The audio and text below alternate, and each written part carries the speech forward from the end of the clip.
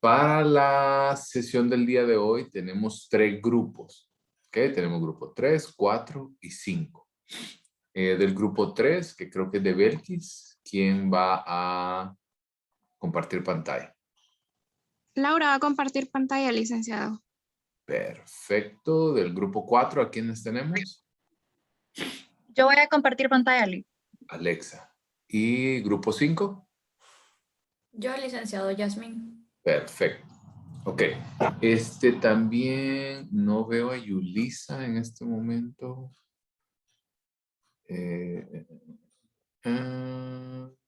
No veo a Yulisa, así que, bueno, el mensaje que tenía para ella lo vamos a saltar.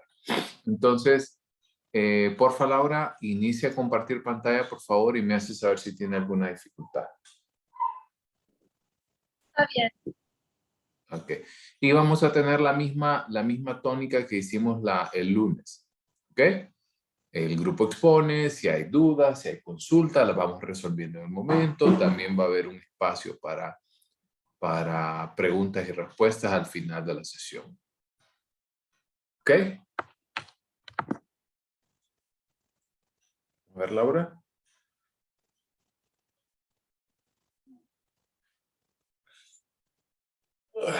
Perfecto. Yo ya estoy viendo. Listo, adelante. Entonces, Laura, tenemos más o menos unos de 20 a 30 minutos aproximadamente. No hay problema si nos movemos un poquito más. ¿Ok? Adelante, Laura. Y Belkis. Ok, muy buenos días a todos y todas, licenciados, compañeros y compañeras. Nosotras somos Laura Marcela Martínez Sierra y su servidora Belkis Anaíme Sagaliano. Y en esta ocasión hablaremos sobre la enfermedad de Alzheimer o también conocida como simplemente Alzheimer. Bueno, a continuación mi compañera Laura les dará una pequeña introducción al tema con el objetivo de que puedan tener una base de conocimientos para que así puedan lograr comprender la exposición de mejor manera. Los dejo con ella. Bueno, buenos días compañeros. Yo les voy a hablar sobre algunos conceptos esenciales y conocimientos previos sobre la enfermedad. El Alzheimer es un tipo de demencia que causa problemas con la memoria, el pensamiento y el comportamiento. Los síntomas generalmente se desarrollan lentamente y van empeorando con el tiempo. Los síntomas generalmente se desarrollan lentamente. Es la forma más común de demencia. Un término general que entonces se va aplicando a la pérdida de memoria y otras habilidades cognitivas que interfieren con la vida cotidiana. Es una enfermedad progresiva. ¿Qué significa esto? Es en que los síntomas de demencia van empeorando gradualmente con el paso de los años. Entonces, en sus primeras etapas, la pérdida de memoria es leve, pero en la etapa final del Alzheimer ya, las personas pierden la capacidad total de mantener una conversación y de responder al entorno. Eso sí, los cambios ocasionados generalmente comienzan en la parte del cerebro que afecta el aprendizaje. Hoy, hasta la fecha, no se dispone de un conjunto coherente de conocimientos que explique en su totalidad el proceso complejo de la enfermedad ni el motivo exacto por el cual se desarrolla. Pero así se ha establecido de forma bastante firme, en base a diferentes estudios y evidencias, que sí pueden haber varios factores actuando a la vez. Muy bien, una vez que tenemos una base de conocimientos, yo les voy a hablar acerca de la epidemiología, es decir, un poco de los datos que se manejan acerca de esta enfermedad. Bueno, entre el año 2000 y 2014, las muertes atribuidas a la enfermedad de Alzheimer aumentaron en un 89% de lo que se conocía hasta la fecha. Es una cantidad bien grande, si se fijan. En el año 2005 se calculó una prevalencia mundial de 24.3 millones de personas con demencia. Recordemos que el Alzheimer es la demencia más común y abarca el 70% de estas, más o menos. Entonces, si se calculaban 24.3 millones de personas con demencia, alrededor de 17 millones de personas eran las que tenían Alzheimer. Y se calculaba una incidencia anual de 4.6 millones de casos nuevos.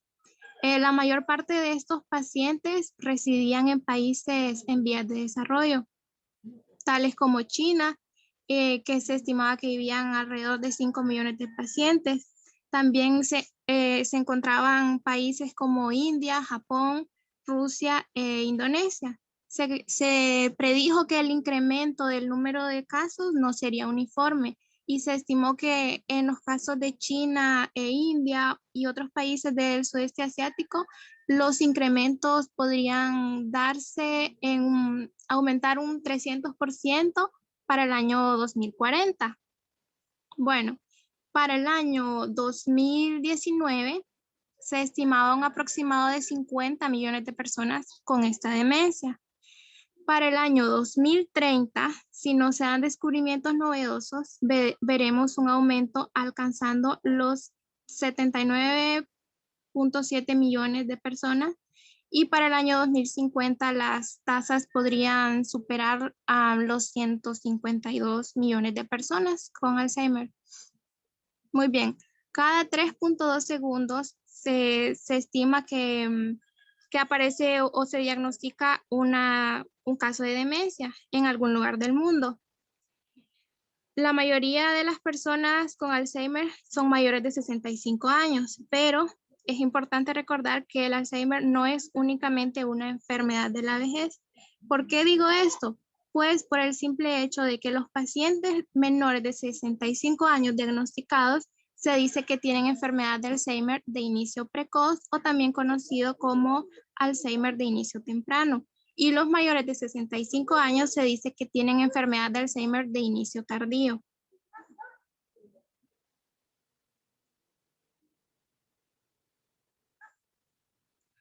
Muy bien, por lo general, la enfermedad de Alzheimer comienza paulatinamente y sus primeros síntomas pueden atribuirse a la vejez o al olvido común.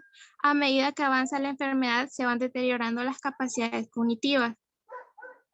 Entre estas capacidades encontramos la capacidad para tomar decisiones y llevar a cabo tareas cotidianas, y pueden surgir modificaciones de la personalidad, así como conductas problemáticas. En sus etapas avanzadas, la enfermedad de Alzheimer conduce a la demencia y finalmente a la muerte. Es importante que recordemos que esta enfermedad es un trastorno que provoca la muerte de las células nerviosas del cerebro.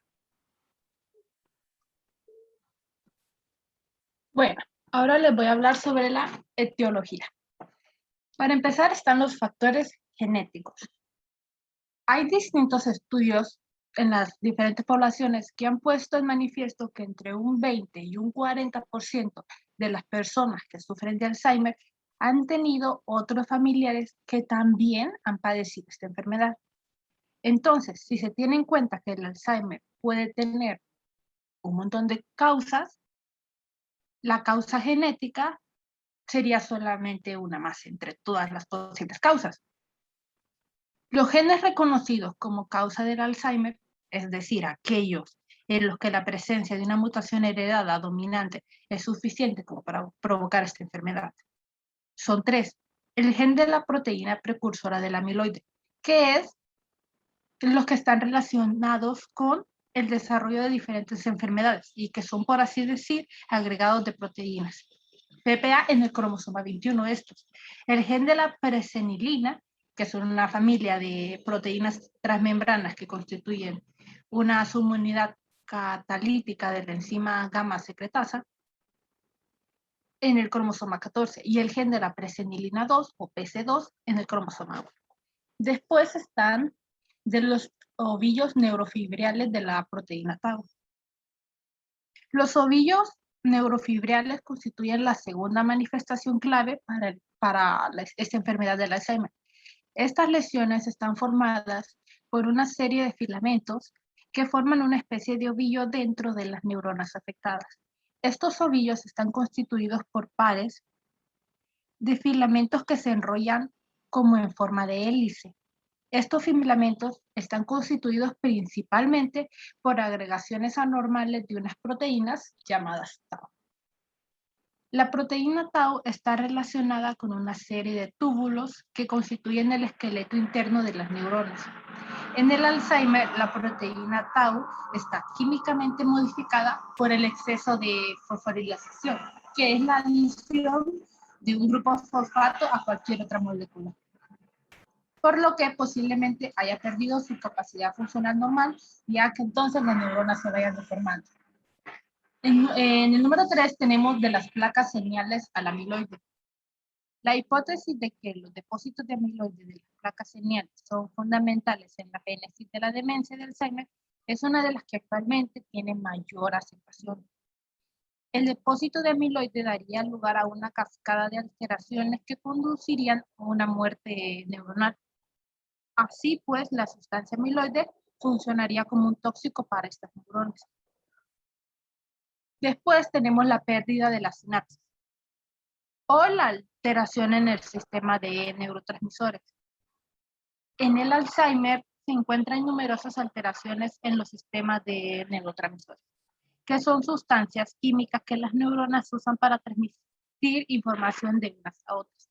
Entonces, en el Alzheimer se dan alteraciones en los neurotransmisores cerebrales, pero entre esas alteraciones destaca especialmente una afección de los grupos de neuronas que usan la acetilcolina, que es un neurotransmisor, para enviar mensajes entre las neuronas. Entonces lo usan como transmisor. Se ha observado una relación clara entre el grado de afección de la transmisión colinérgica y el grado de demencia.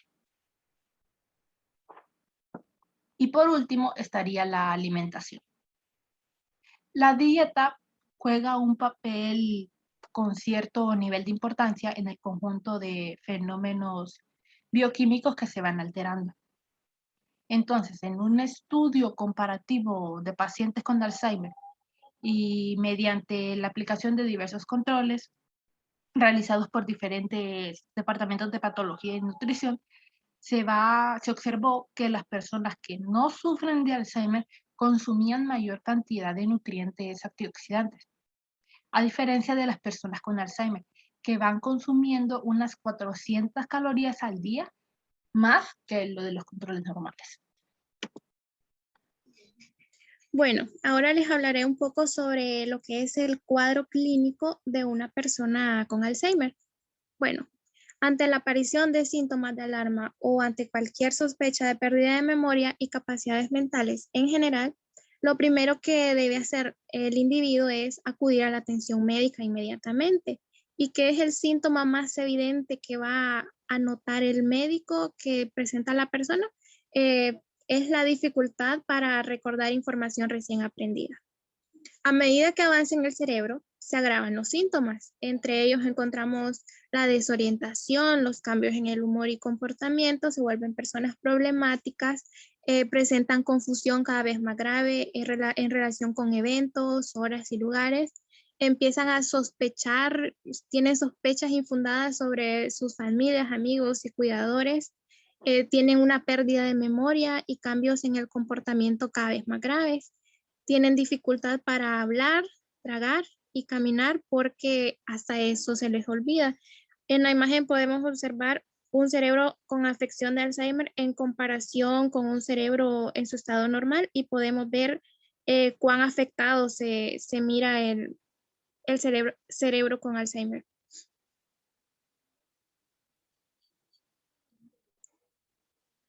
Muy bien, el Alzheimer pasa por 3 diferentes fases. La enfermedad se puede dividir en 3 etapas. En su etapa inicial presenta una sintomatología ligera o leve. ¿Qué quiere decir esto? Que el enfermo mantiene su autonomía y solo necesita supervisión cuando se trata de tareas más complejas. En su etapa intermedia, los síntomas son de gravedad moderada. El enfermo depende de un cuidador para realizar las tareas cotidianas. Y ya en su estado o en su fase terminal de la enfermedad, el enfermo es completamente dependiente de las personas que lo cuidan. Muy bien, los síntomas más comunes de la enfermedad son alteraciones del estado de ánimo y de la conducta, la pérdida de memoria, las dificultades de orientación y problemas de lenguaje y alteraciones cognitivas. La pérdida de memoria ha llegado hasta el no reconocimiento de familiares o el olvido de habilidades normales para el individuo. Otros síntomas son los cambios en el comportamiento, arrebatos de violencia. En las fases finales se deteriora la musculatura y la movilidad, pudiendo presentarse la incontinencia de esfínteres. Las alteraciones psicológicas en la enfermedad de Alzheimer. Bueno, debemos saber que el Alzheimer es una enfermedad que ataca la memoria, deteriora la memoria reciente, remota, inmediata, verbal, visual, episódica, etcétera, ¿verdad? Entonces, las alteraciones neuropsicológicas que más se pueden observar en esta enfermedad son la afasia, apraxia y agnosia. Ya creo que en este punto sabemos qué son, pero igual lo voy a mencionar. La afasia es la incapacidad de comunicarse mediante el habla, la escritura o la música. Es decir, que se presenta un deterioro en las funciones de comprensión y denominación. La apraxia es la incapacidad de realizar movimientos coordinados sin que exista una causa de origen físico. No se debe a lesiones ni ese tipo de cosas. Se presenta, es decir, las personas tienen dificultad para vestirse, apraxia idiomotora, idea sonar. Y la agnosia, que es la incapacidad para reconocer e identificar informaciones que llegan a través de los sentidos. Estas personas presentan de manera correcta. Este perfil neuropsicológico recibe el nombre de triple A o triada afasia, apraxia y agnosia. Bueno, entonces ahora vamos con el diagnóstico. Generalmente el proceso de diagnóstico de demencia inicia con la consulta con el médico de cabecera o ya directamente con un servicio especializado. Entonces el médico considera de forma general la historia médica general y neurológica del paciente, así como de un lado neurológico y neuropsicológico.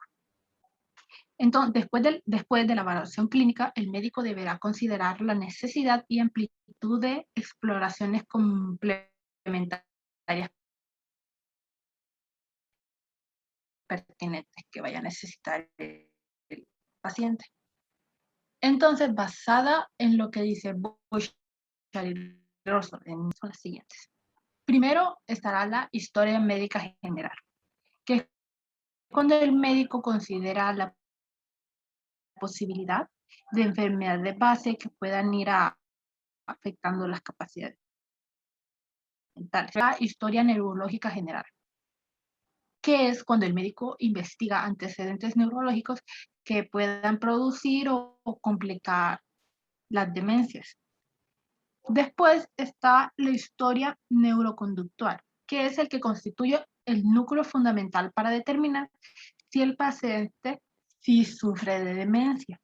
Se debe de informar al médico de todos los cambios, absolutamente todos los cambios y cualquier mínimo detalle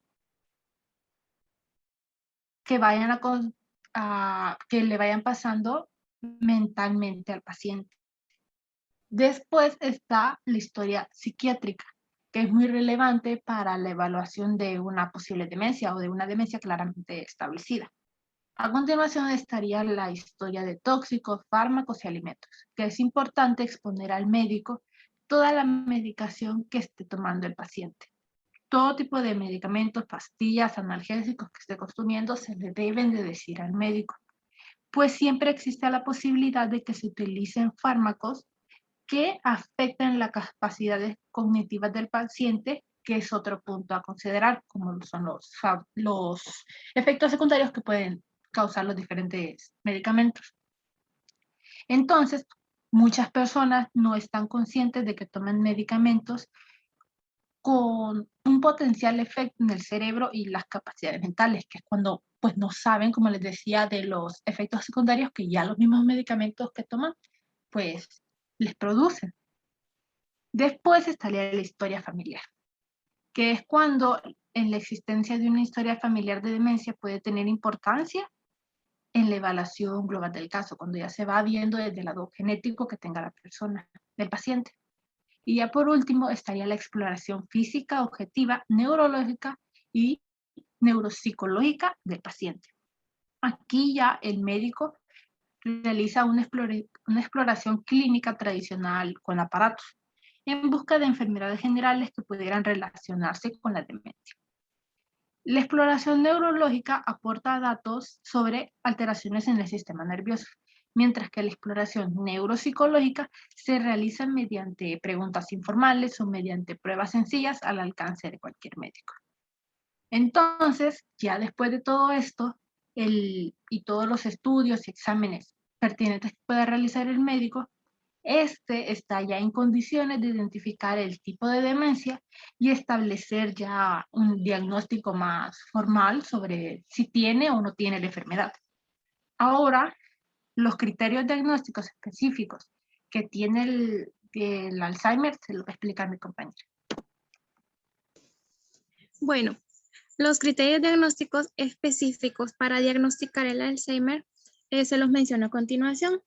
Primero encontramos los defectos cognitivos múltiples. Estos se manifiestan, número 1, por una alteración de la memoria y número 2, por una o más de las siguientes alteraciones: afasia, apraxia, agnosia y alteración de las funciones ejecutivas. Seguidamente encontramos que los defectos cognitivos causan una disminución significativa en el funcionamiento social o laboral. ¿Qué quiere decir esto? Que la persona se vuelve poco eficiente en cuanto a relaciones sociales o laborales de lo que era anteriormente. Presenta una reducción o disminución significativa respecto a las capacidades que tenía previamente. Seguidamente encontramos el curso de la enfermedad, que se caracteriza por un inicio gradual y una disminución cognitiva continuada. Es decir, que la enfermedad va a iniciar de maneras leves, pero va a seguir avanzando y no hay vuelta atrás. Los defectos cognitivos no se deben a ninguna de las siguientes causas. Estas son las que se deben descartar. Número 1, otras enfermedades del sistema nervioso central que cursan con déficit progresivo de la memoria y la cognición. Entre ellos encontramos la enfermedad cerebrovascular, el Parkinson, la enfermedad de Huntington, la hidrocefalia, y también debemos descartar la existencia de un tumor cerebral. Seguidamente encontramos los defectos no aparecen exclusivamente durante un curso de delirium y que la alteración no se da por trastornos como alteración depresiva por esquizofrenia. Todas esas cosas son las que se deben descartar para seguidamente poder diagnosticar si la persona presenta o no presenta Alzheimer. Ahora vamos con el tratamiento. En la actualidad, el Alzheimer, como les decía, no tiene cura. Pero sí hay tratamientos para los síntomas disponibles y entonces se continúa investigando para encontrar si ya una cura. Entonces, si bien los tratamientos actuales para el Alzheimer no pueden detener el avance de esta enfermedad, sí pueden ralentar por un tiempo el empeoramiento de los síntomas y de la misma manera mejorar la calidad de vida de las personas con Alzheimer y así mejorar y facilitar un poco la de sus cuidadores, de las personas que están al tanto de los pacientes. Pero hoy en día se trabaja a nivel mundial para encontrar mejores formas de tratar esta enfermedad, para poder retrasar su inicio y así evitar su desarrollo. Ahora, vamos a hablar del tratamiento farmacológico que existe. En la actualidad, el tratamiento farmacológico presenta 3 ámbitos. Primero, el tratamiento de estabilización, que es aquel que pretende interferir en los eventos bioquímicos cerebrales que conducen a una muerte neuronal. Pero, ojo, no existe por ahora ningún estudio definitivo ni el permiso de su utilización por parte de las autoridades sanitarias, como lo son la Organización Mundial de la Salud y todo eso. Ya después sí está el tratamiento sintomático o cognitivo, que es el que pretende modificar el curso de la enfermedad, tratando de mejorar el estado cognitivo del paciente y se centra en la estimulación de los sistemas cerebrales que usan la acetilcolina como transmisor.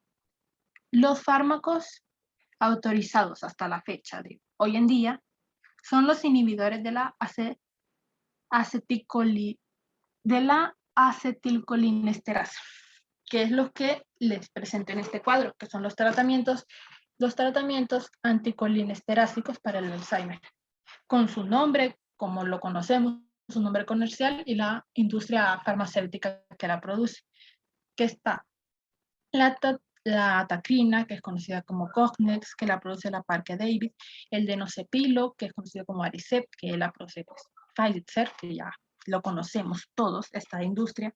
Después está la ribastigmina, que es vendida comercialmente como Exelon y Prometax, y que es producida por Novartis S.A. y Stick S.A.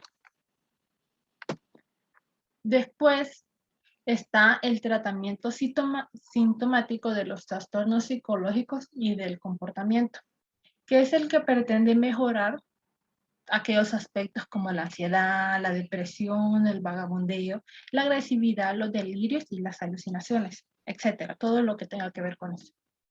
Los fármacos ansiolíticos son múltiples, pero los más usados son las benzodiazepinas, que tienen un efecto ansiolítico y sedante. Para empezar están, en la primera cuadro que les muestro, los fármacos ansiolíticos del grupo de las benzodiazepinas, su nombre genérico y su nombre comercial.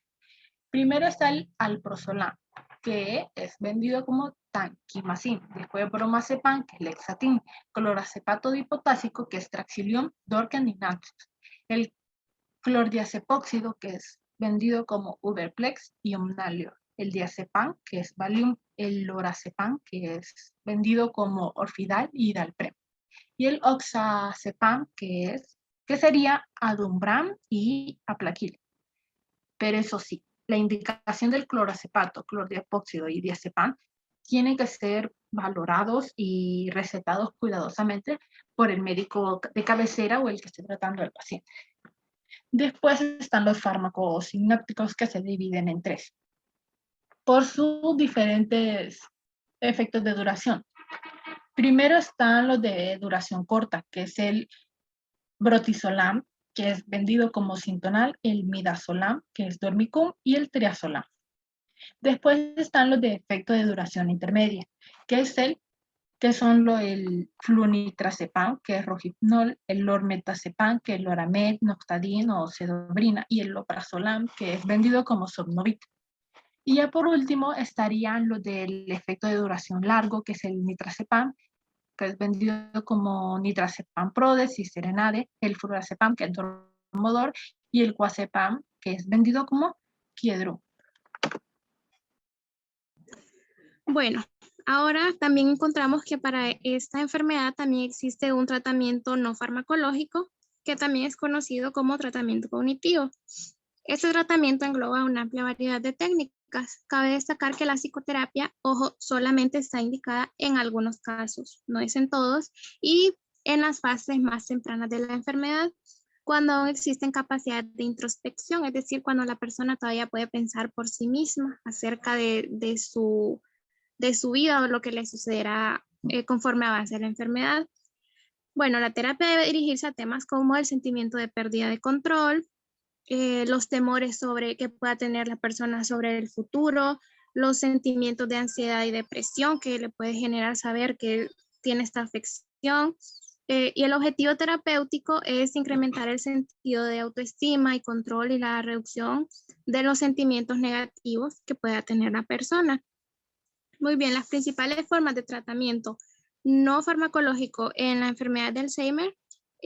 Acá encontramos la orientación a la realidad, seguida de la persona a que se oriente a su realidad, ¿no?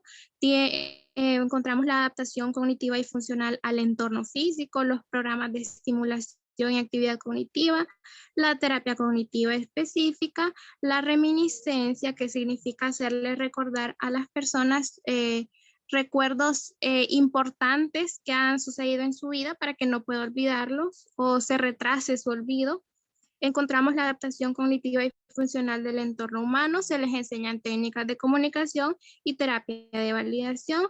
Encontramos las actividades significativas de la vida diaria y la prevención y tratamiento de los trastornos psicológicos del comportamiento.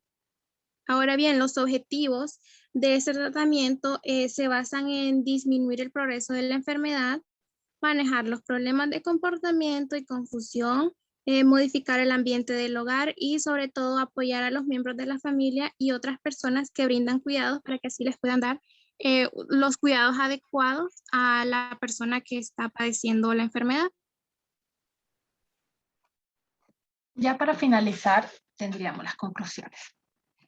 Aunque la enfermedad de Alzheimer es la demencia más frecuente en la población anciana, su etiología aún se desconoce, pues son característicos los cambios degenerativos en el cerebro demostrables tanto por anatomía patológica como por tomografía computarizada. Entonces, aunque pareciera, el hecho de estar anciano no es el único factor necesario como para sufrir de esta enfermedad. Siempre tendrá su nivel de importancia los factores genéticos y todo su vida completa, ¿verdad? Como un dato extra que les teníamos es que si quisieran saber más sobre esta enfermedad, podrían ver diversas películas, como ya les decía, es la más frecuente en la población, así que, y es súper conocida, entonces hay bastantes películas, como por ejemplo la de Por Siempre Alice. Bueno, se sabe que esta enfermedad es de curso progresivo, no tiene cura conocida hasta la fecha. Es por ello que su tratamiento se basa sobre todo en tratar de mejorar la calidad de vida del enfermo y retrasar el progreso de la enfermedad, ya sea mediante tratamientos farmacológicos o no farmacológicos. Es importante también destacar el rol que desempeña el apoyo del grupo familiar y la práctica de actividades físicas e intelectuales y estimulantes. Bueno, esta es la bibliografía de estos artículos, de estos libros, de estas páginas sacamos toda la información que les presentamos. Y ya con eso terminamos. Muchas gracias. No sé si tendrán dudas. Muy bien, muy bien. Belkis, Laura, la verdad que desde que vi la presentación de ustedes se miraba sumamente completa y me alegra que lo hayan podido desarrollar muy bien el tema. Nada más como agregando al tema del tratamiento, creo que lo único que ustedes lo mencionaron y que es importante recalcar es que en la actualidad todavía no hay un tratamiento que cure el Alzheimer. Pero, como dicen, la prevención como tal es la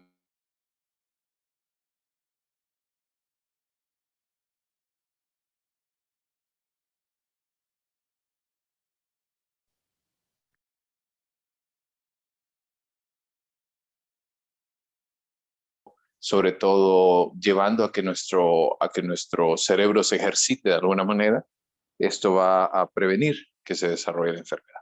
Así que, muy bien. ¿Alguien más? ¿Alguien tiene alguna pregunta?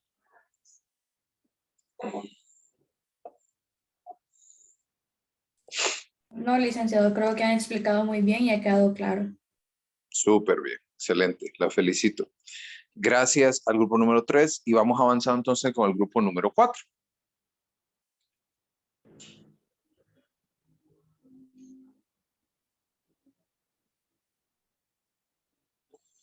Grupo 4. Sí, ahorita comparto pantalla, Alec. Perfecto. Gracias, Alexa.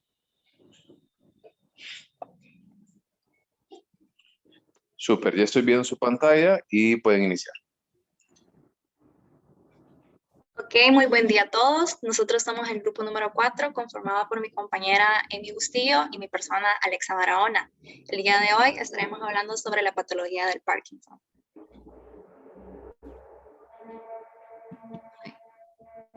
Empezando con una cita del actor Michael J. Fox acerca de su relación con la enfermedad del Parkinson.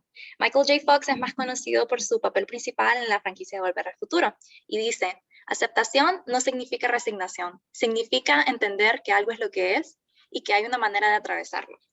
Este actor desarrolló esta enfermedad a los 29 años y decidió utilizar su influencia para ayudar a concientizar a la población en general acerca de la enfermedad. Además, ayudó a crear y promover fundaciones para la investigación del tratamiento de esta y conocer la etiología de esta. Ahora, algunas generalidades de la enfermedad. La enfermedad del Parkinson es, después del Alzheimer, la enfermedad más neurodegenerativa más común en la población mayor de 60 años. Es una enfermedad compleja que se relaciona con la edad y con la deficiencia de dopamina, déficits motores y no motores. Fue descrita inicialmente por el farmacéutico y el cirujano James Parkinson en Inglaterra en el año de 1817. De ahí el nombre de la enfermedad. En palabras de Parkinson, se describe la historia natural de la enfermedad como de comienzo insidioso. Los síntomas iniciales de esta aparecen como una sensación de debilidad con propensión a temblar, a veces con mucho más frecuencia en las extremidades, como en las manos y en los brazos. A medida que esta enfermedad avanza, las manos y las piernas dejan de responder a voluntad, al igual que la capacidad de mantener la postura erecta, formar palabras, etc. La somnolencia es muy constante, con un delirio escaso, pero con un agotamiento muy profundo y pronunciado. Se estima además que alrededor del 1% al 2% de la población mayor a 60 años de nivel mundial padece de la enfermedad del Parkinson. Moviéndonos a la epidemiología. Tiene una incidencia de 5 sobre 10.000 a 35 sobre 100.000. La incidencia es una media de nuevos casos surgiendo en la población dentro de un periodo de tiempo. La prevalencia es de 150 sobre 100.000. El último estudio sobre prevalencia fue realizado en 1978, pero al día de hoy se estima que este número podría ser mayor. Tomando en cuenta que los primeros dos, la incidencia y la prevalencia, son índices en Estados Unidos tomados desde la fundación del Parkinson. Sin embargo, los índices en Honduras son desconocidos, pues no han habido estudios acerca de la prevalencia y la incidencia real del Parkinson en nuestro país. Ahora, moviéndonos a las consideraciones etiológicas. Patológicamente, esta enfermedad se define por la pérdida de neuronas en el mesencéfalo, de carácter dopaminérgicas. Sin embargo, también se caracteriza por una patología un poco más extendida en otras regiones del cerebro que también involucran neuronas que no tienen que ver con la dopamina. Los síntomas de la enfermedad se pueden ser explicados por la pérdida de las neuronas en la sustancia negra. Esta pérdida se causa probablemente por la expresión de proteínas, tales como la alfa-sinucleica y su mal plegamiento, lo que genera una malformación estructural. Entonces, se puede llegar a la conclusión de que el diagnóstico clínico se basa principalmente en las características motoras. Sin embargo, las características no motoras pueden desarrollarse años antes. Las características motoras van a ser explicadas en un momento por mi compañera. Ahora, la etiología del Parkinson. El Parkinson es una neuropatología de etiología multifactorial, es decir, que no tiene una sola causa, son múltiples, y estas pueden estar presentes varias en un paciente o solamente una en un paciente al mismo tiempo. De este modo, los criterios para la valoración son clínicos, patológicos, bioquímicos y ambientales. Entonces, numerosos factores ambientales y genéticos influyen en el riesgo de padecer esta enfermedad, un predominio de diferentes factores en diferentes pacientes, puesto a que no todas las personas llevan un estilo de vida igual y no todas las personas tienen la misma fisiología. Moviéndonos ahora a los factores etiológicos más comunes dentro del Parkinson, tenemos primero el traumatismo cráneoencefálico. El traumatismo cráneoencefálico leve o moderado, que ocurre décadas antes del inicio de la enfermedad, se asocia con un mayor riesgo de padecer la patología en la mayoría de los estudios, pero no en todos. El riesgo aumenta con la cantidad de lesiones en la cabeza y en los factores de susceptibilidad genética. El estilo de vida. Varios factores del estilo de vida se asocian con un riesgo reducido de desarrollar esta enfermedad. La asociación más consistente en un riesgo son los fumadores de cigarrillo y los consumidores de tabaco de manera habitual. Pero el consumo del café y de la cafeína se asocia con un mayor riesgo de padecer esta enfermedad. La actividad física también se asocia con un menor riesgo de padecer la enfermedad, particularmente en intensidades más altas de actividad física, aunque incluso niveles modestos como el caminar, unas cuantas minutos o horas al día también reducen el riesgo de padecerla. Entonces, los efectos combinados de todos estos factores positivos de estilos de vida parecen ser aditivos, lo que sugiere un enfoque para prevenir no solo este tipo de enfermedades. Ahora, pasando a un factor etiológico muy influyente, pero que no muchas personas estaban conscientes de ello, es la exposición a sustancias químicas tóxicas. Muchos estudios que abarcan muchas décadas de muchas poblaciones alrededor del mundo asocian que la exposición ocupacional, así como la exposición pasiva a los plaguicidas, el trabajo agrícola o la residencia rural, con un mayor riesgo de padecer Parkinson. Con exposición ocupacional se refiere a todas aquellas personas que trabajan con los pesticidas, como por ejemplo las personas que fumigan los campos agrícolas o simplemente las personas que trabajan fumigando las casas, pilas, campos, etc. Y la exposición pasiva se refiere a aquella gente que no necesariamente trabaja fumigando, pero que están expuestas al humo o a estos pesticidas de manera habitual, al igual que los llamados fumadores pasivos. Entonces, los plaguicidas que se asocian con la enfermedad del Parkinson incluyen el Paraquat, la rotenona, el 24D y varios ditiocarbamatos y organoclorados. Estos causan parkinsonismo experimental en muchos estudios de laboratorios. Sin embargo, muchos comportamientos como las buenas prácticas de higiene o una dieta saludable pueden proteger a las personas contra los efectos adversos de la exposición a plaguicidas. Ahora los dejo con mi compañera Amy. Pues buenos días, compañeros, licenciado. Yo voy a profundizar en las características de la enfermedad de Parkinson. Pues la enfermedad de Parkinson, ya sabemos que una de sus mayores características son sus alteraciones motoras en las personas. Algunas de estas alteraciones motoras serían lo que es el temblor de reposo. La persona intenta está en un estado de reposo, pero igual se siguen habiendo movimientos frecuentes de vez en cuando con una frecuencia de 3 a 5 Hz. Uno de los movimientos más conocidos y como que es de los que más se les caracteriza de la sintomatología o que los doctores pueden definir la enfermedad sería el movimiento de contar monedas, que es uno de los primeros síntomas, en el 50 y 70% de los casos.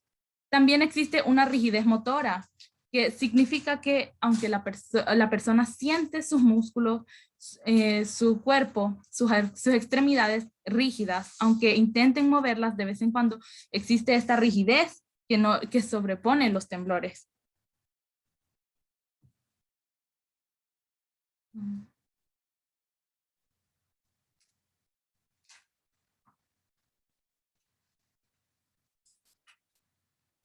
También tenemos la bradicinesia, que es un movimiento lento. Es un movimiento que impide o dificulta los movimientos sucesivos o simultáneos. Se manifiesta porque es una pobreza de movimientos, incluso la pérdida de los movimientos automáticos, como el retraso de su inicio de orden o la reducción de la amplitud de los movimientos voluntarios. En otras palabras, la persona quisiera o intenta tomar algo, pero no puede hacerlo con la rapidez que desearía. Intentar tomar un lápiz de una mesa se vuelve un movimiento lento o se vuelve muy difícil controlar ese movimiento. La asinesia es un movimiento espontáneo, como involuntarios, y típicamente se manifiesta con fatigabilidad y decremento progresivo de la amplitud durante movimientos repetitivos. En otras palabras, igual, la asinesia es como movimientos demasiado rápidos o cesación de estos. La persona intenta mover los movimientos, pero no puede hacerlos, no logra.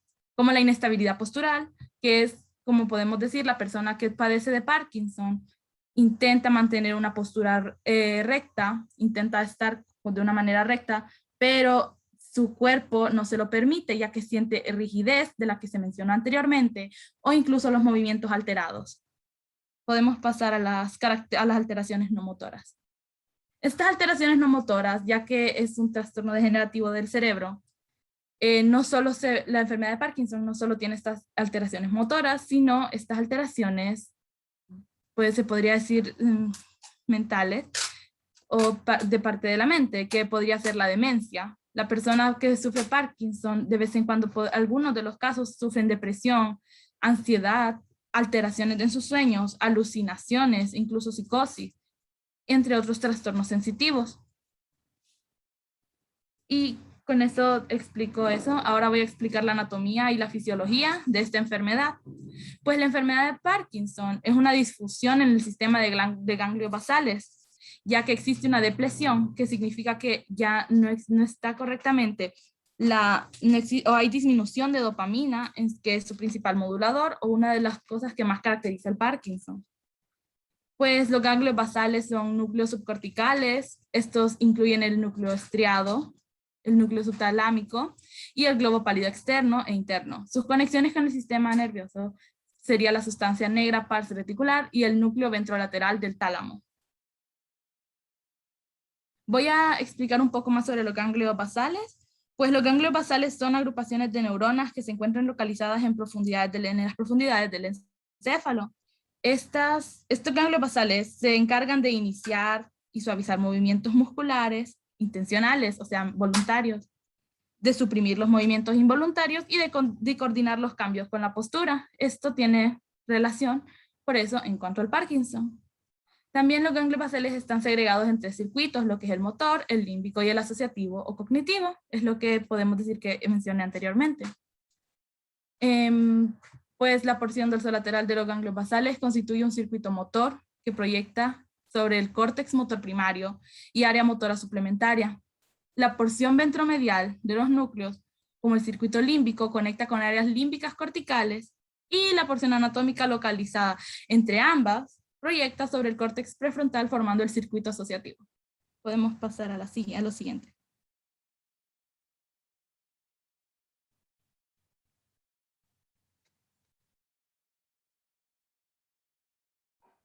Como ya mencioné anteriormente, quería hacer bastante énfasis en esto, ya que los ganglios basales son una de las mayores características de la fisiología de esta enfermedad, de esta patología, puesto que, como mencioné anteriormente, hay una falta de la dopamina, hay depresión dopaminérgica, y esta causa estas alteraciones, ya que la falta de dopamina se traduce en hiperactividad en la persona.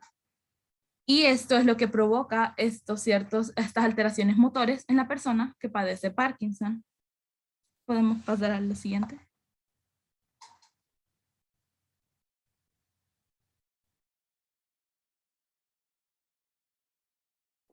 Aquí está también lo que expliqué hace poco. La dopamina es uno de los más grandes factores influyentes en la enfermedad de Parkinson.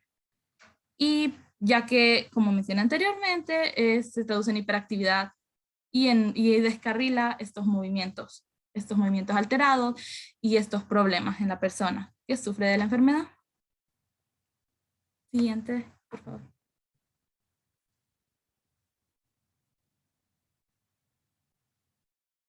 Ahora voy a hablar del tratamiento. Existen diferentes tipos de tratamientos.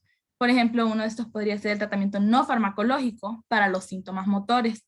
En este caso hablamos de la fisioterapia, que la fisioterapia ayudaría a mejorar el estiramiento de los músculos, fortalecerlos y a ayudar a una rehabilitación. Se puede decir que la enfermedad de Parkinson no tiene una cura específica. Por eso estos son solo tratamientos para intentar mejorar, por decirlo así, la calidad de vida de la persona que sufre Parkinson, o ayudar a hacer que el efecto de los síntomas no sea tan grande como se espera. También está la logoterapia, que es otro tratamiento a manera de fisioterapia, que ayuda a mejorar el lenguaje de la persona, ya que también eso puede afectar, la persona le puede, como tiene dificultades en sus músculos, puede afectarles al momento de querer hablar. Por eso también es una manera de mejorarlo. Ahora voy a hablar también de los tratamientos farmacológicos. Pues los tratamientos farmacológicos se basan en ayudar a calmar los síntomas motores. Existen diferentes tipos y se tienen que recetar según la persona. Los pacientes que tienen sin compromiso funcional, que no necesariamente pueden tomar inhibidores de la monoaminoxidasa, amantadina o anticolergénicos. También están los pacientes con compromiso funcional, que ahí es cuando tomamos en cuenta la edad y el estado cognitivo de la persona. Aquellos que son mayores de 65 años o que tienen los 65 años y con deterioro cognitivo se les recomienda con levodopa, y seguir vigilando la aparición de lo que podrían ser las alucinaciones, trastornos de conducta. Pues tienen que mantener una vigilancia en la persona, ya que puede desarrollar estas alteraciones que no son motoras, y también al momento de tomar medicamentos para poder mejorar y recetar correctamente para no afectar a la persona. Los pacientes de mayor edad que no tienen deterioro cognitivo también pueden emplear la levodopa asociada con fármacos antiparkinsonianos, y en los pacientes más jóvenes, ya que esta enfermedad, a pesar de que se da en personas mayores, también tiene su incidencia en personas menores. En esto se evita la levodopa como terapia inicial, o si se va a usar, se usa en dosis completamente bajas, ya que es un fármaco bastante fuerte al momento de tratar esto, prefiriendo así la persona menor de edad los agonistas dopaminérgicos. Podemos pasar a lo siguiente. Ahora, el tratamiento para síntomas no motores, pues la persona sufre de alucinaciones, etcétera, etcétera, puede sufrir de depresión o de ansiedad.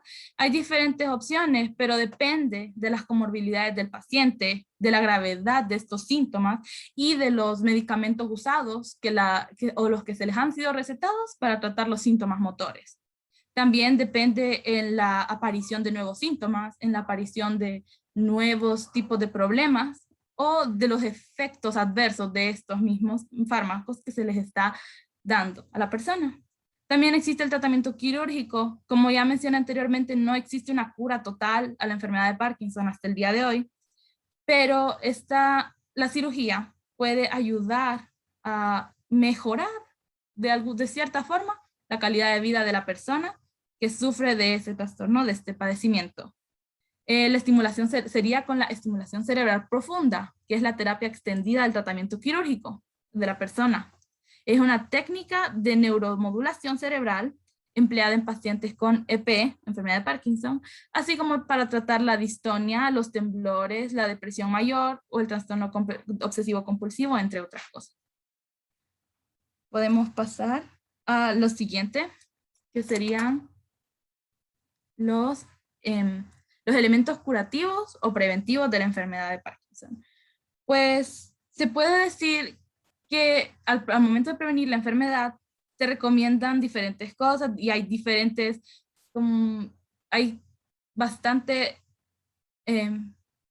pues los diferentes médicos dicen de diferentes cosas y hay conflicto en algunas cosas que se les recetan y no. Por ejemplo, ya se ha mencionado que la nicotina es un factor que puede estimular los receptores y las neuronas dopaminérgicas. Así que yo pienso que no necesariamente sería recomendar fumar a las personas como un tratamiento o para prevenir el Parkinson. Si la persona es una persona fumadora, pues podría decirse que tiene menos incidencia a padecer de Parkinson.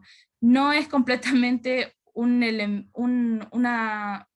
algo que se le recete a la persona, pero se puede incluir, ya que como ya mencioné anteriormente, la nicotina estimula las neuronas dopaminérgicas.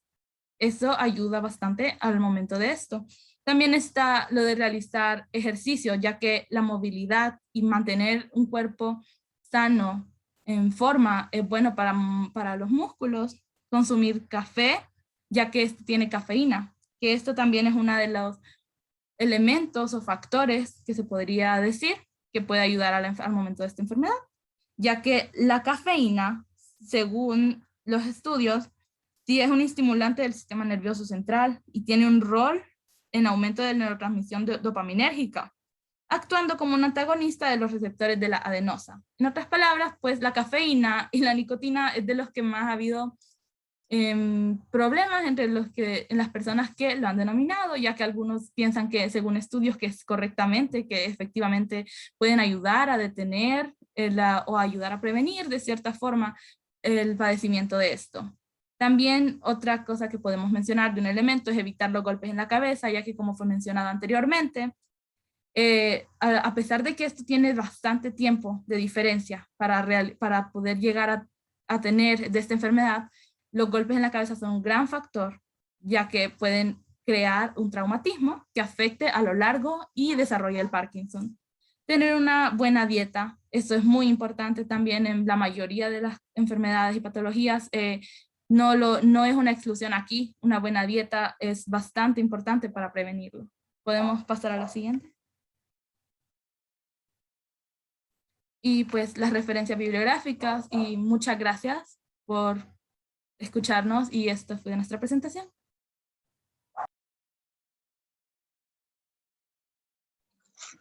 Perfecto.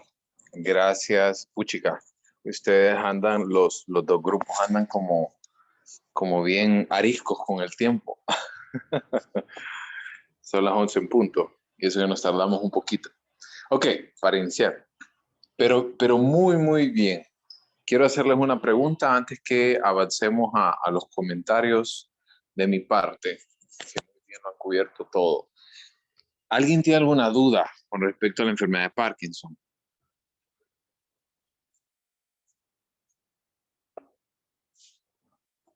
¿No? ¿Todo bien? Ok.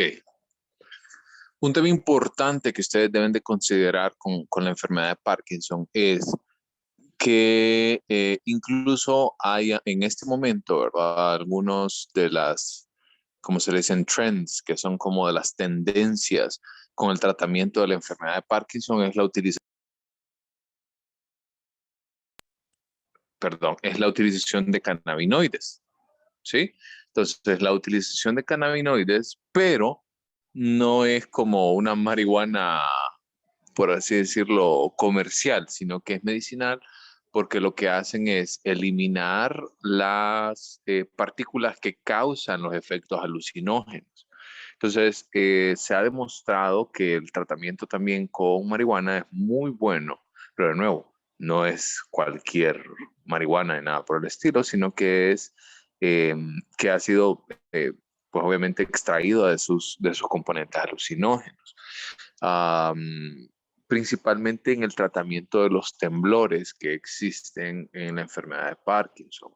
En el caso de la enfermedad de Parkinson, al ser una enfermedad progresiva, son individuos que normalmente van perdiendo mucha autonomía y mucha independencia. Entonces es algo que también ustedes deben de considerar, que en la enfermedad de Parkinson también puede ocurrir un trastorno mental, ¿verdad? Ya sea un trastorno del estado de ánimo, por ejemplo. Es muy frecuente que personas con este tipo de enfermedades desarrollen depresión, que desarrollen un trastorno de desregulación del estado de ánimo, trastornos del sueño. Entonces es muy frecuente que esto ocurra de nuevo por la pérdida de la autonomía que tienen estos individuos. ¿Estamos? ¿Estamos bien? Sí, Sí. Perfecto. Ok, quiero hacerles una pregunta. Grupo 6, está por acá, encefalitis.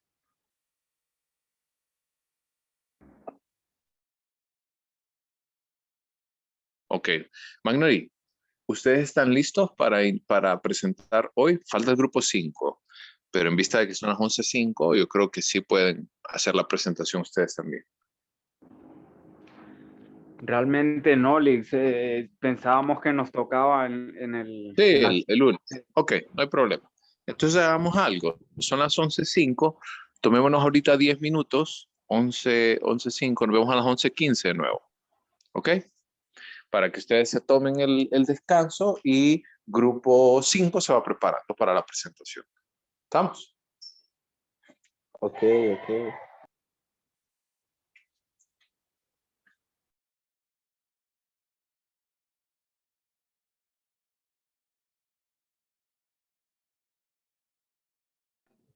Grupo 5, ayúdenme a compartir pantalla, por favor, para asegurarnos que todo está bien.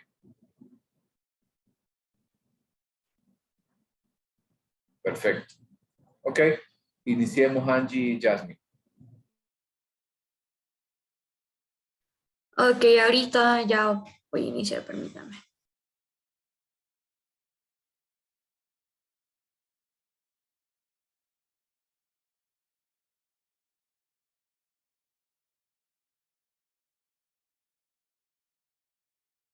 Es que la quiero poner en vista amplia, pero no me deja la compu.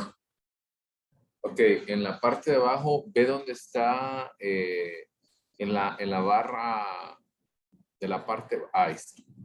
Sí. Ok. Buenas tardes, nosotros somos el grupo número 5 que está conformado por Angie Alejandra Rivera y Yasmin Raquel Coello Rivera. Nosotros les vamos a hablar sobre lo que es la exposición sobre la demencia frontotemporal y va a iniciar mi compañera Angie. Hola, buenos días a todos. La siguiente diapositiva, por favor. Sí, solo está un poquito lenta.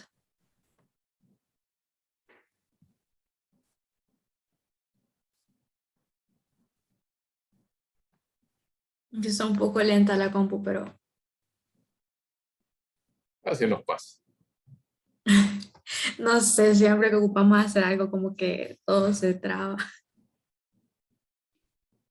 Ok, si prueba, ok, a veces cuando usted si quiere darle un clic, como en cualquier lugar, y luego le da a avanzar. O en la parte, Ay, ya. Sí, así era. Ok, entonces yo les voy a explicar qué es la demencia frontotemporal. Bueno, la demencia frontotemporal es un término que generalmente se usa para un grupo de trastornos cerebrales que es poco común y que pueden afectar principalmente los lóbulos frontal y temporal, por eso se llama demencia frontotemporal. Estas áreas, como ya sabemos, están generalmente relacionadas con la personalidad y la conducta, juntamente con el lenguaje. Prácticamente la demencia frontotemporal son un grupo de enfermedades neurodegenerativas caracterizadas por cambios que son importantes en la conducta, en la pérdida progresiva del lenguaje y también a algunas alteraciones que están asociadas con patologías, como ya les dije, que se localizan en el lóbulo temporal y en el frontal. También esta es conocida como el desorden de 3, porque se asocia a 3 síndromes clínicos, 3 variantes patológicas y 3 alteraciones genéticas, de las que les voy a hablar más adelante. También cabe destacar que es la forma más común de la demencia después del Alzheimer. La siguiente, por favor.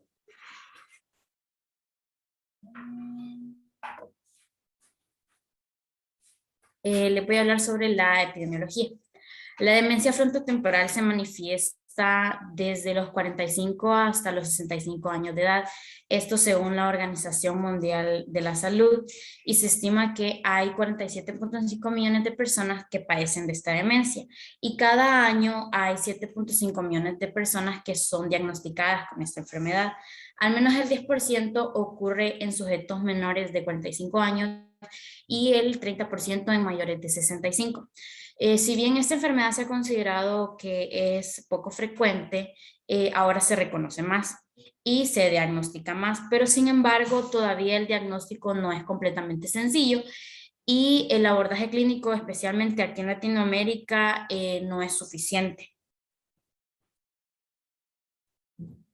La siguiente. Sí. Ok. Ahorita les voy a hablar sobre lo que es la anatomía. Entonces, algo que quisiera iniciar es dar hincapié sobre la demencia y el delirio, que no es lo mismo, pero podemos llegar a confundirlo.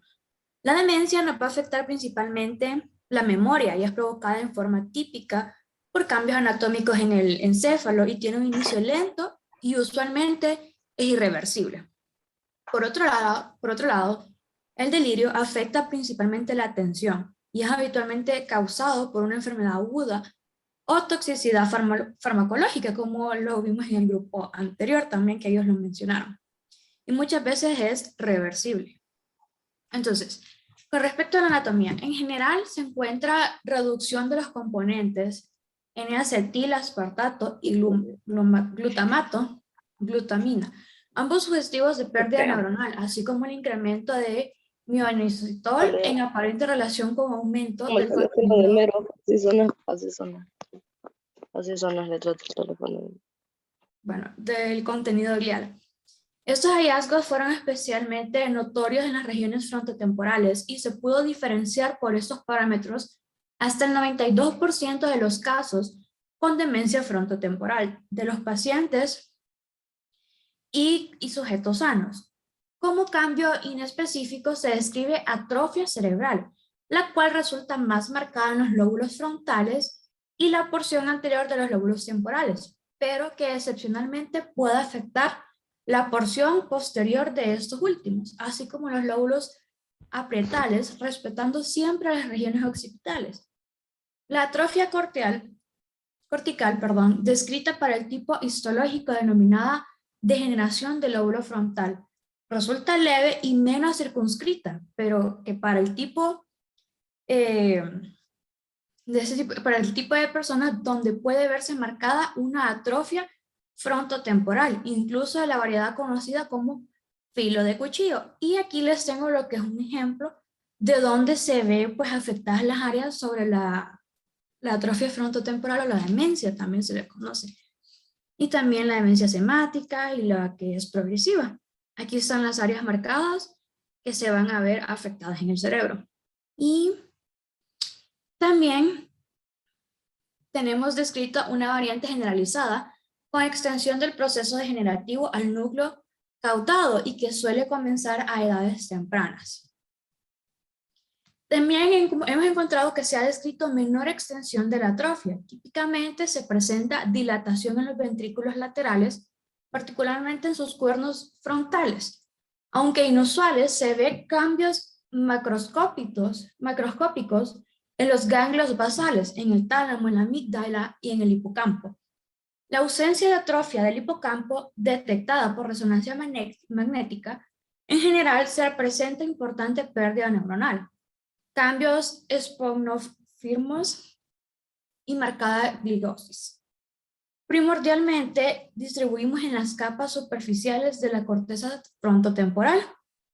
Estos cambios se observan en especial en la convexidad frontal, o sea, en su circunvalación media.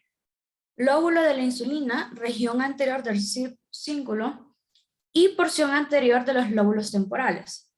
Hay desacuerdos con respecto al estado neuronal variable del hipocampo, ya que algunos autores proponen degeneración con alguna pérdida neuronal variable, dado el caso que principalmente en las regiones CAI y del subbiculum, el estudio celular revela pérdida y estrechamiento neuronal, fundamentalmente a expensas de las células piramidales, pudiendo estar presentes como signos de degeneración estrechas, o sea, neuronas fantasmas, se les conoce también, y fragmentación neuronal con manchas hipocrómicas.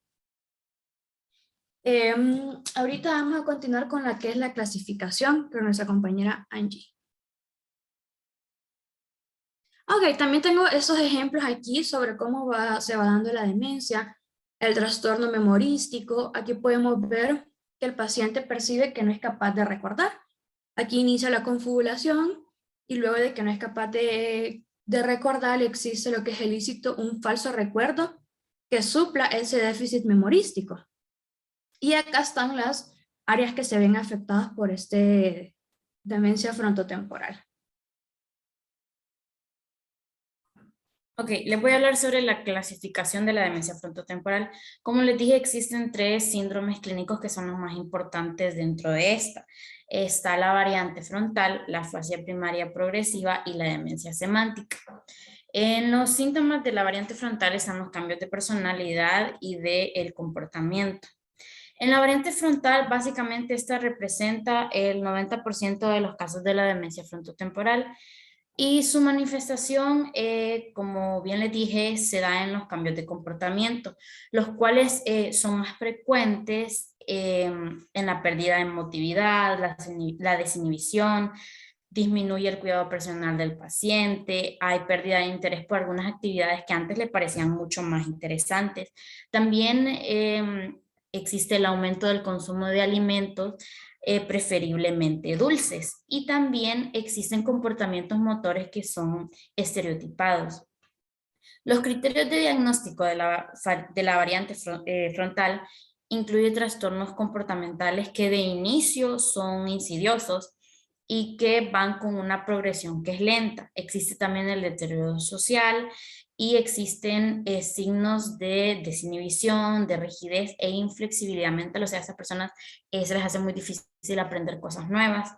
También existen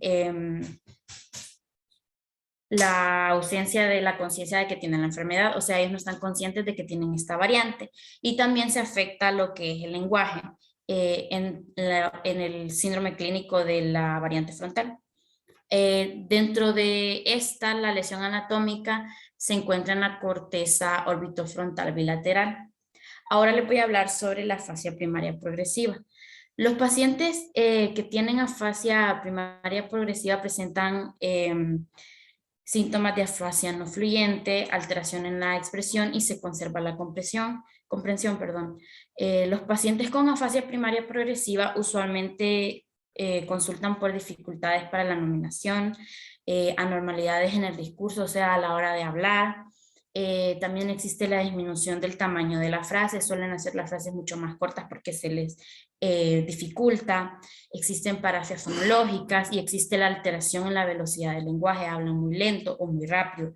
La articulación y la prosodia están presentes, al igual que los errores gramaticales. Dentro de este cuadro clínico puede variar dependiendo de la afectación cortical que tenga el paciente.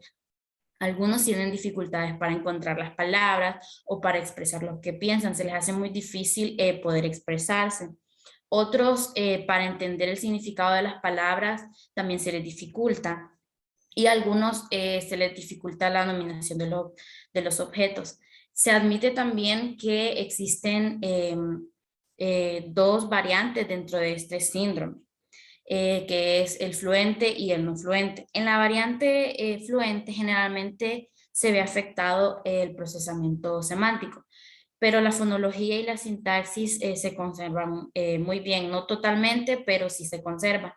Y en la no fluente las alteraciones del lenguaje se asemejan a la afasia de Broca, pero con errores gramaticales y parafasias fonológicas. Ahora les voy a hablar, en la afasia primaria progresiva, la lesión anatómica se encuentra en el área perisilviana izquierda. Ahora les voy a hablar sobre la demencia semántica. Dentro de los síntomas de esta se encuentran la afasia nómica fluente, con alteración en la comprensión y la pérdida del significado. Dentro de esta se caracteriza por la pérdida de palabras, aun cuando se conservan los aspectos fonológicos y sintácticos del lenguaje. Al principio los pacientes tienen poca conciencia de su defecto y pierden la capacidad de entender el significado de las palabras, o sea, no entienden las palabras.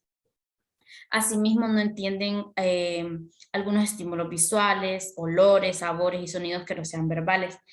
Pero usualmente estos pacientes pueden emplear los objetos que dicen que no saben qué son. Por ejemplo, pueden tener un lápiz, pero pueden utilizarlo, pero no pueden decir que eso es un lápiz.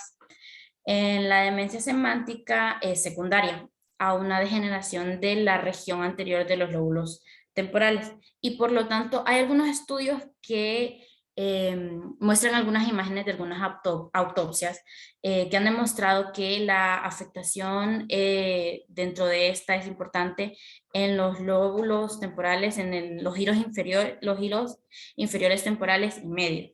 Este déficit semántico es predominante en el cuadro clínico.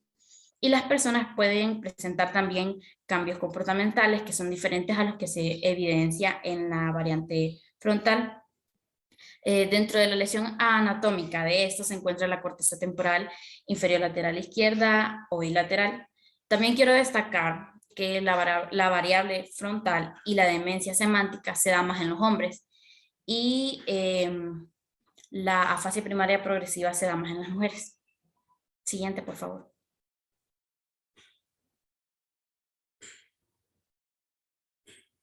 Ahora les voy a hablar sobre los síntomas. Los signos y los síntomas de la demencia frontotemporal son diferentes en cada paciente. Estos empeoran de manera progresiva según el tiempo y generalmente existen 3 grupos, que son los cambios de conducta, los problemas de habla y lenguaje y los trastornos del movimiento. Siguiente. En los cambios de conducta se presentan algunos signos que son mucho más comunes dentro de la demencia frontotemporal y estos implican cambios en la conducta y la personalidad. Estos son la conducta social cada vez se ve más inapropiada, existe la pérdida de empatía y de otras habilidades interpersonales como tener sensibilidad a los sentimientos de otras personas, existe la falta de juicio, está presente la falta de inhibición, la falta de interés, o sea, la apatía, que puede confundirse con depresión. Existe la conducta compulsiva repetitiva, como golpearse, aplaudir y morderse los labios. Existe también la disminución de la higiene personal en los pacientes, los cambios de hábitos alimenticios, como les dije, generalmente buscan comer alimentos que sean dulces y carbohidratos. También comen objetos que no son comestibles y existen deseos compulsivos de llevarse cosas a la boca. La siguiente.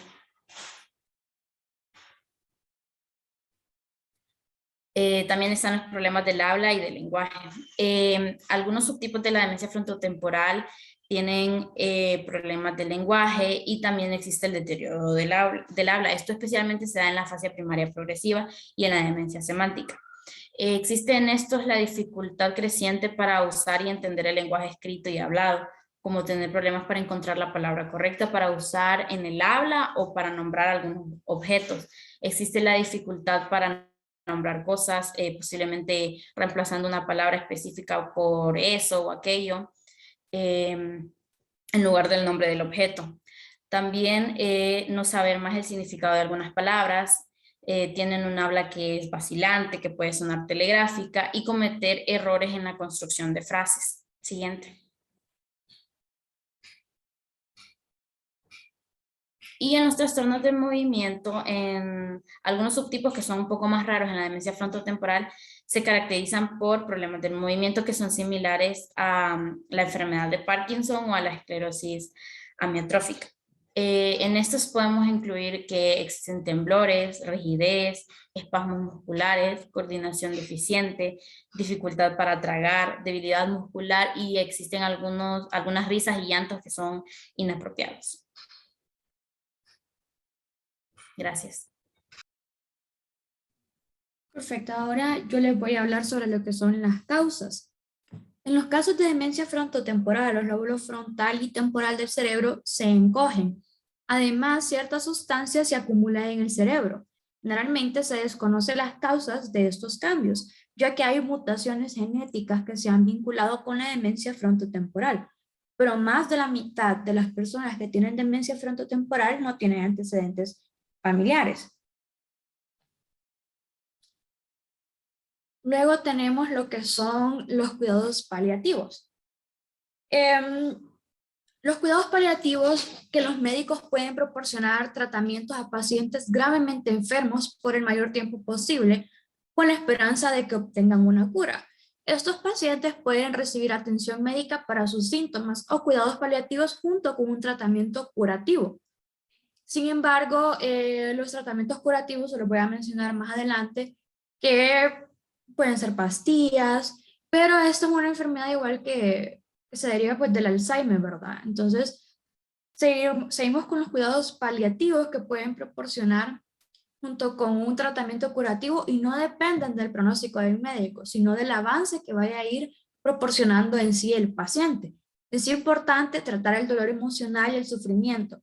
Las conversaciones alentadoras sobre los sentimientos pueden ayudar. Es posible que usted desee ponerse en contacto con un consejero, posiblemente uno familiarizado con problemas relativos al final de la vida. Si la depresión o la ansiedad son graves, los medicamentos pueden ayudar a las personas. También por otro lado, tenemos lo que son el apoyo al cuidador, ya que estas personas que tienen ese tipo de enfermedades ya puede ser en etapa ya terminal o puede ser que solamente estén con los cuidados paliativos. que ya los tratamientos no le estén funcionando. Entonces en sí el cuidador, ya que la mayoría de ellos tienen una persona que se encarga, siempre de ellos puede generar algún tipo de ansiedad ellos mismos al ver que ya no se puede hacer nada más. Entonces a ese tipo de personas también se les proporciona ayuda. Luego tenemos lo que son los cuidados curativos y tratamientos. Actualmente, como les mencionaba antes, no existe una cura específica ni tratamiento para la demencia frontotemporal. Los medicamentos utilizados para tratar o retrasar la enfermedad de Alzheimer no parecen funcionar al 100% para las personas con demencia frontotemporal, y algunos pueden empeorar los síntomas de esta afección. Pero ciertos medicamentos y la terapia del habla pueden ayudar a controlar los síntomas de la demencia frontotemporal. Los medicamentos pueden ser antidepresivos. Algunos tipos de antidepresivos como la trozodona pueden reducir los problemas conductuales asociados con la demencia frontotemporal. Los inhibidores selectivos de la recaptación de serotonina, IRS por sus siglas en inglés, como citalopram, Celexa o paroxetina, Paxil o sertralina, también han sido efectivos en algunas personas que obtienen esta demencia frontotemporal. Y tenemos también los que son los antisépticos. Los medicamentos antisépticos como la olanzapina o la quetiapina a veces se utilizan para combatir los problemas de comportamiento de la demencia frontotemporal, ya que el comportamiento de este tipo de personas va a ir variando. Se pueden volver agresivos, algunos se vuelven también más sedentarios.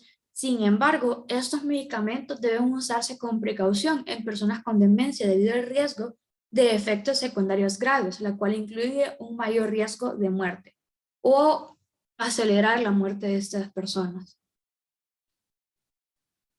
Ok, como conclusión, la demencia frontotemporal, aunque es menos frecuente que la enfermedad de Alzheimer, es responsable un porcentaje importante de las demencias degenerativas, ya que corresponde del 5 al 7% de las series de autopsias, ya 20% de los pacientes que mueren con demencia antes de los 70 años de edad.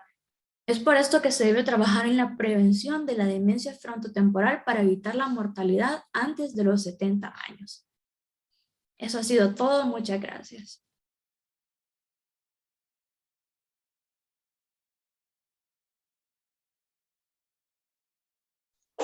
Ok, perfecto. Gracias, grupo 5. ¿Dudas de parte del grupo antes de hacer algunos de los comentarios que quiero hacer? Lick, solo quisiera saber si este tipo de demencia tiene algo que ver con las funciones ejecutivas. Totalmente. Ese tipo de, ¿me escuchan todavía?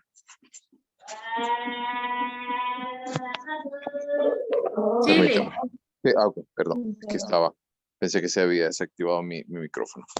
Les comentaba, este tipo de demencia, ¿verdad? Recordemos que el lóbulo frontal tiene que ver específicamente con las funciones ejecutivas y todo el proceso de desarrollo que existe alrededor de ellas.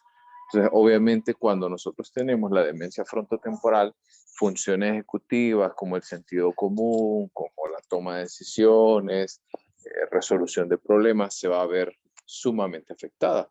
A diferencia del caso de Alzheimer, que también puede verse dañada este tipo de funciones, sin embargo, no ocurre siempre. Ahora, con respecto al tratamiento, no sé si queda respondida, Maggie. Sí, Lick, claramente. Perfecto. Ahora, con respecto al tratamiento, es muy importante que ustedes vean y si pueden recordar, por favor, para el grupo, para la clase completa, el grupo, cuáles eran los medicamentos que se utilizan para no curar, sino para tratar los síntomas alrededor de la demencia frontotemporal. Grupo, a ver si me ayuda recordándoselos a sus compañeros. O si alguien los recuerda. Aquí los tengo. Los antidepresivos que se utilizan, la citalopram, la paroxetina o sertralina. Perfecto. Eso era lo que les iba a decir, de que ustedes se los denominaron como como los medicamentos de recaptación de serotonina, pero muy pocas personas realmente los reconocen. Y cuando hablamos de estos tratamientos farmacológicos, estamos hablando específicamente del tratamiento con antidepresivos, porque de nuevo, ¿verdad? También en este tipo de pacientes es muy frecuente que presenten este tipo de condiciones, ¿verdad? También de nuevo pierden mucha autonomía alrededor y sobre todo, ¿verdad? Tiene un impacto en su estado de ánimo, en la percepción que tienen acerca de sí mismos, entre otras cosas. ¿Ok? ¿Se entiende? ¿Estamos bien hasta acá?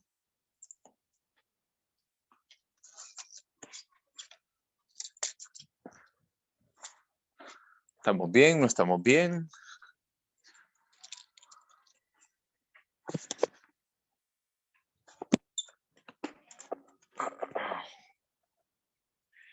A ver.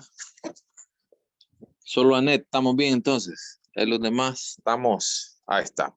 Muyasa, Laura, Carol, perfecto. Ok. Y con eso entonces cerramos las presentaciones por el día de hoy. ¿Tienen alguna duda en general de los 3 temas que vimos el día de hoy?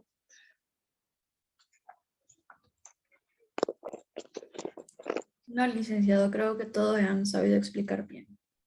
Perfecto. Muy, muy bien, la verdad, igual los 3 grupos, los felicito. Muy buen trabajo hasta este momento, como se han ido desarrollando las competencias.